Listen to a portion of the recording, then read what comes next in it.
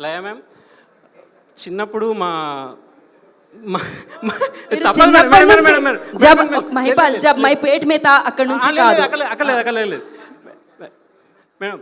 మా మామయ్య ఎత్తుకునే ఒక సినిమా తీసుకెళ్ళాడు మేడం, అందులో మీరు ఉన్నారు మేడం. అయితే నేను ఒక సినిమా తీసుకెళ్ళాను మేడం, అందులో మీరు ఉన్నారు మేడం. ఈ సినిమాలో మీతో పాటు చేస్తున్నప్పుడు ఒక షాట్, నా బ్యాక్ షాట్, నా సైషన్ నుంచి ఒక షాట్ పెడితే డౌట్ వచ్చి నేను కెమెరా మానిటర్ దగ్గరికి వెళ్ళి చూస్తుంటే సుధీర్ అన్న అన్నాడు, అరే నీ బ్యాక్ షాట్లో ఏం కనబడుతుందని చూస్తున్నారు అంటే, మేడం చూస్తున్నాను నేను, అప్పటి నుంచి అలాగే ఉన్నారు ఆవిడ. ఎలా అన్నా అంటే, అరే నువ్వు ఫస్ట్ డే వచ్చావు షూట్కి, నీకే డౌట్ ఉంటే డే 1 నుంచి చూస్తే నాకు ఎలా ఉంటుంది రా అన్నాడు. మేడం మీరు అలాగే ఉండాలి మేడం, చాలా హ్యాపీగా ఉన్నారు, అలాగే ఉండాలి మేడం. సార్ శివాజీ సార్, నాకు సుధీర్ అని ఒక 10 years నుంచి తెలుసు సార్. చాలా జర్నీ ఉంది మాకు, అది ఇప్పుడు చెప్పలేము మేడం, తిడతారు ఇప్పుడు ఇక్కడ. సార్ చెప్తా sir sir thank you so much sir. మా అన్నని నమ్మారు, నడిపించారు, ఇప్పుడు ఇంతమంది ముందు డైరెక్టర్గా నిలబెట్టారు. Thank you sir, thank you so much sir. Sudheer అన్న,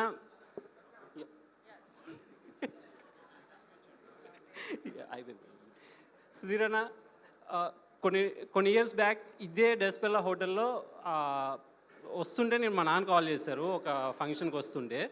ఎక్కడున్నారు అంటే, ఇలా ఫంక్షన్కి వస్తున్నానని చెప్పాను మేడం. అయిపోతుంది మేడం. మీరు మరీ అంత సినిమా కాకుండా ఒక టీజర్లా చెప్పలేరా? కొంచెం అయితే, అరే కొంచెం ఎక్కడైనా టీవీలో వస్తుంది కదరా, కొంచెం ముందు ఎక్కడైనా కూర్చొని నేను అమ్మ చూస్తామన్నారు. ఆ టైంలో నాకు ఏం చెప్పాలో తెలియలేదు ఆయనకి.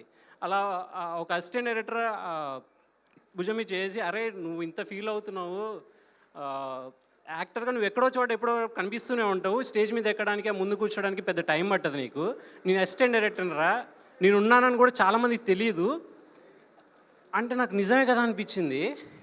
అలాంటి ఒక అసిస్టెంట్ డైరెక్టర్ ఈరోజు డైరెక్టర్గా మీ అందరి ముందు నిలబడుతున్నాడు.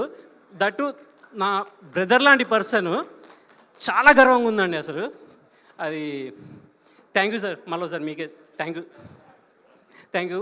అండ్ ఈ సినిమా పేరు సాంప్రదాయాన్ని సుప్పిని శుద్ధ పూసిన అనే పేరు 6వ తారీఖు థియేటర్లోకి వెళ్ళే వరకే గుర్తుంటుంది.